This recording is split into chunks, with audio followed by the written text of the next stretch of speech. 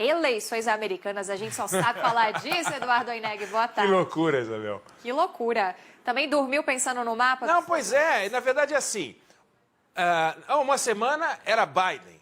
Olha ele aí. Já chamavam de Joe Bailey.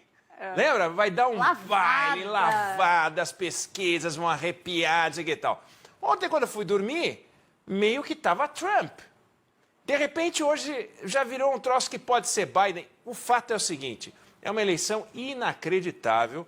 Se você for pegar, faz tempo que não tem um baile numa eleição americana, mas faz muito tempo. Agora, como essa, é impressionante. Eu acho que vale a pena a gente parar para pensar por que que isso acontece, né? Por que que é assim? Por que que tem o azulzinho, o vermelhinho, o cinzinha que ainda não definiu, etc. Por que que na nossa eleição você vai, fecha a urna, dá um tempinho, um é um pouquinho mais rápido do que o outro, apertou o send, foi, blum, de repente, em quantas horas? Você que já cobriu algumas eleições e já pegou algumas votações, em quanto tempo você sabe? Rápido, a gente para não consegue presidente acompanhar. É rápido. Não termina a apuração de todos os estados e a gente já tem a definição. Exato. Né? Para deputado, às vezes, é mais complicado. Agora, repare, a eleição deles é igual à nossa para deputado, é muito parecida. A nossa é a majoritária simples. Um homem, um voto. Aliás, uma pessoa, um voto. O sujeito votou lá, em Roraima, votou em São Paulo, votou no Recife, votou em Porto Alegre, é tudo igual. Aqui não. Aqui o voto da Califórnia é diferente do voto de Utah. Completamente diferente. Não porque a Califórnia é azul e Utah é vermelho, não.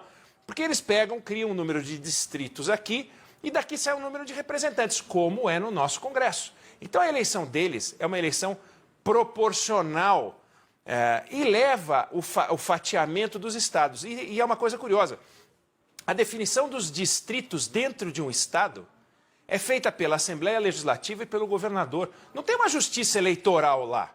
Aliás, não faz a menor falta. Eles fazem isso há 231 anos e não é por falta de juiz, carro, assessor, toga, que eles não são uma democracia sólida. Nós temos carro, toga, justiça eleitoral, prédio e o diabo, e nós estamos aqui patinando com intervenções, né? Quantas intervenções nós tivemos desde a nossa proclamação da República, né? Toda hora uma Constituição, porque toda hora a gente teve uma intervenção. Então eles fazem isso, parece complicado, mas é como o jogo de beisebol, é como o jogo de futebol americano, não é como o futebol, que é uma coisa mais simples, a sinuca, né? Então é um jogo em que por trás está o seguinte, nós somos cada um no nosso estado. Eu sou Texas Futebol Clube, eu sou Oregon Futebol Clube, e eu não quero papo com você.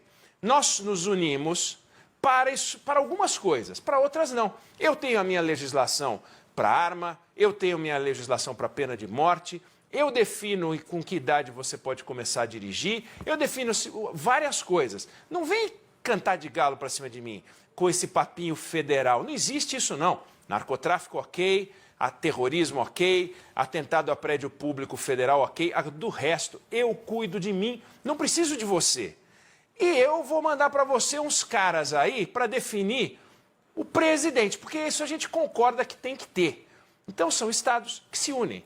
É assim que funciona, é assim o nome. Aqui no Brasil é o contrário. A gente tinha um poder central, a gente teve capitanias, a gente teve poder central, o poder central veio para cá e começou a fatiar, os municípios não existiam.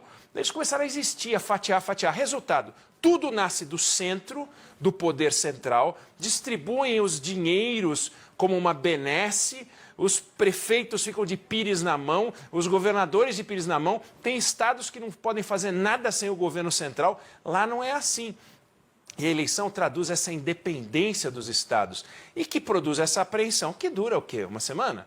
2 dias? 4 dias? 5 dias? Aqui... É cardíaco, né? Mas aqui a gente tem 4 anos de instabilidade, muitas vezes. O nosso sistema, o nosso é simples, é fácil de cobrir, é fácil de explicar. Mas vamos combinar, é mais fácil de conviver com o deles, porque há 231 anos funciona de forma ininterrupta, nunca deu ruim, e o nosso quantas vezes já foi interrompido? E sem nenhuma intenção de fazer mudança, intenção de grandes Sim, proporções. tem, olha, fizeram uma pesquisa há 2 anos, o Pew Research, que é um instituto bacana que tem lá, e eles perguntaram o seguinte, vocês querem trocar esse troço aqui? Até essa pesquisa deu dividida. Como está dando dividida Biden e Trump, até a pesquisa deu... Pois é, a pesquisa deu 50 e poucos a favor de mudar. Vamos fazer no sistema tipo Brasil. O que se discute lá e muito é justo que os políticos definam os distritos? Ou deveria haver um sistema de algoritmo, alguma coisa como no México, no Canadá? Porque aqui você pode pegar, por exemplo, uma comunidade negra com 100 mil, 200 mil pessoas e passar uma régua no meio e fazer dali 2 distritos e tirar o peso da questão racial. Pode fazer isso, por exemplo. Você pega um enclave democrata, você pode fatiar num estado republicano, ou o contrário, um enclave republicano num estado democrata.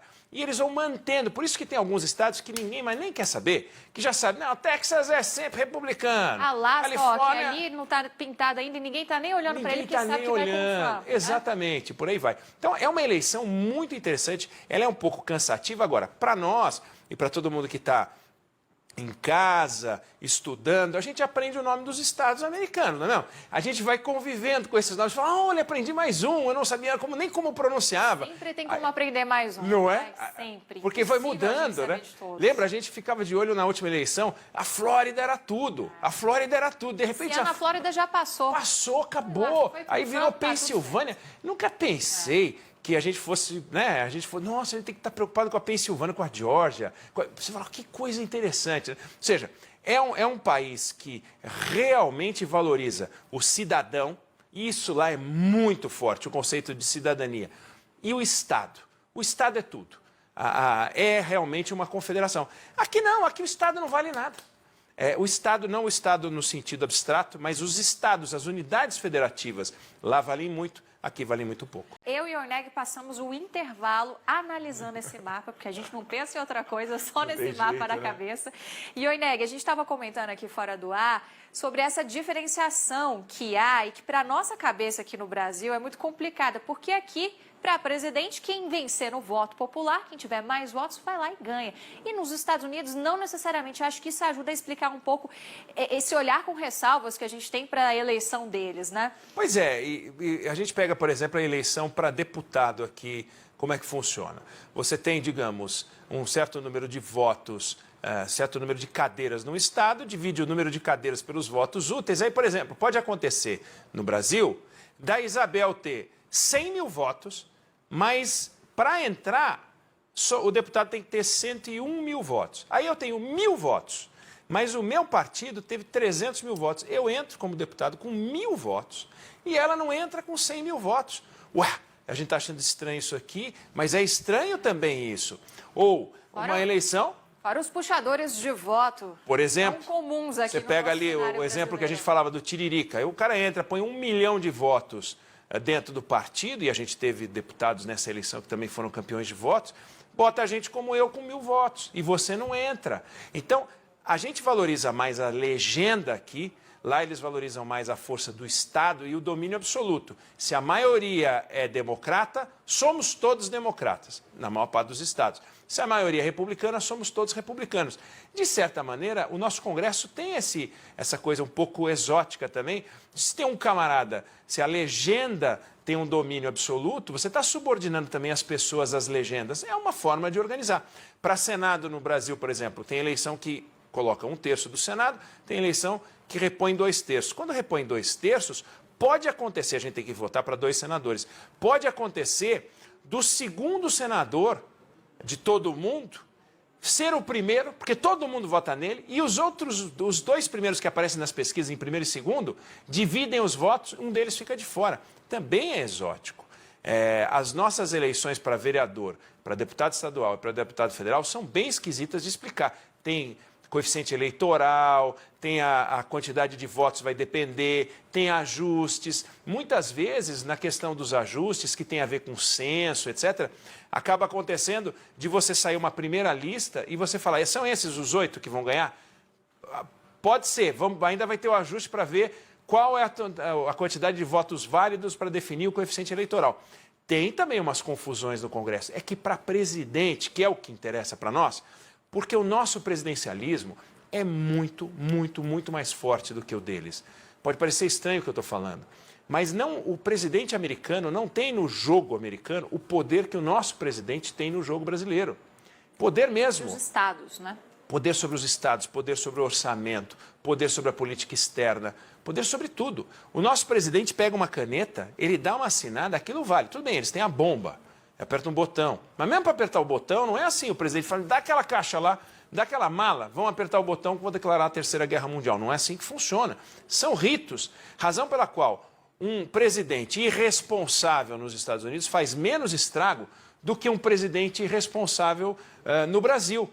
E como o nosso presidencialismo é direto, é mais fácil alguém que é fora do sistema político virar presidente. Nós tivemos o Fernando Collor, ainda que fosse do sistema político, mas vinha de um partido pequeno, e o atual presidente, alguém que não tem história na militância política, entrar. Aconteceu isso agora com o Trump, mas você não vai encontrar na história americana casos repetidos. As pessoas têm que fazer parte da estrutura partidária. É mais fácil de entrar no sistema fazendo parte da estrutura partidária. É o caso do Biden, né?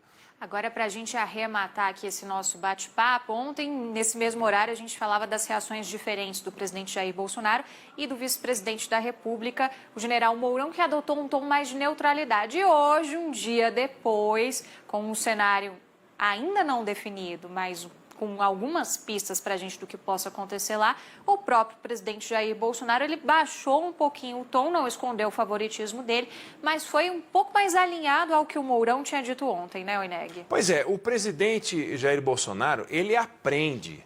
Não é que é, sabe, não é que ele é um teimoso que não aprende. Ele é teimoso, talvez seja dos mais teimosos presidentes que eu já vi. O João Figueiredo era teimoso, mas esse faz o João Figueiredo parecer um sujeito maleável. Ele é muito teimoso. Para algumas coisas isso é bom, para outras coisas é um absurdo. Ele está insistindo numa política externa irresponsável, deixando um lunático no Itamaraty. Já tem na ciência e tecnologia, mas aquele é lunático porque foi realmente para a Lua. Mas esse aqui não foi, mas parece que vive no mundo da Lua, que é o Ernesto Araújo. Mas o presidente aprende, tanto que ele se aproximou do Centrão.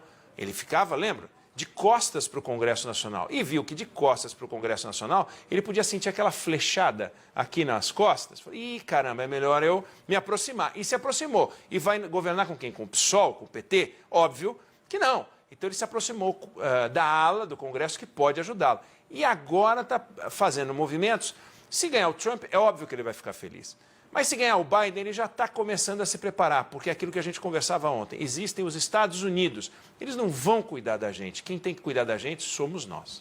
É isso, Oineg. Rapidinho, a gente vai mudar o nosso cenário aqui desse mapa que a gente está olhando obsessivamente, porque tem novidade de Brasília. Aliás, a gente falou muito sobre isso também. São imagens ao vivo da sessão do plenário do Senado Federal. Na verdade, plenário do Senado naquele esquema de sessão do Congresso Nacional, porque eles já iniciaram a votação do veto da desoneração, que mais cedo foi um veto derrubado pela Câmara dos Deputados por 430 votos. Como é o esquema de pandemia, essas sessões não estão acontecendo com deputados misturados aos senadores. E aí, na parte da manhã, foram os deputados e agora, na parte da tarde, os senadores. Uma lavada, né, Isabel? Foi uma lavada, 430 votos, acho que foram 33 votos contrários, se eu não me engano, e uma abstenção.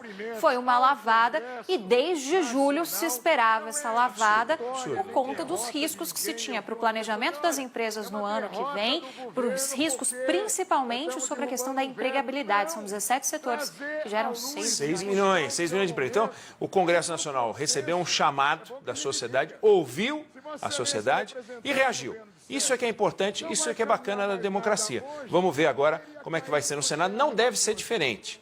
O presidente do Senado tentou, de alguma forma, associar essa votação à sua reeleição ao cargo de presidente do Senado, que é discutível, e o ministro da Economia criou uma loucura. Me deem um novo imposto que eu devolvo a vocês a desoneração. Ou seja, me dá R$30 que eu te dou R$30. Você diz, mas então não precisa, deixa assim. Ele quis deixar assim. Não colou e a Câmara respondeu como a sociedade esperava. Então a gente vai acompanhar, logo a gente traz o resultado. Esperamos, né? Naquele ritmo do Legislativo que a gente conhece bem. 4 meses de enrolação. Desde julho. Obrigada. Valeu. Amanhã, quem sabe amanhã a gente já sabe quem é o novo presidente americano. Será? A ver. A gente espera contar por aqui.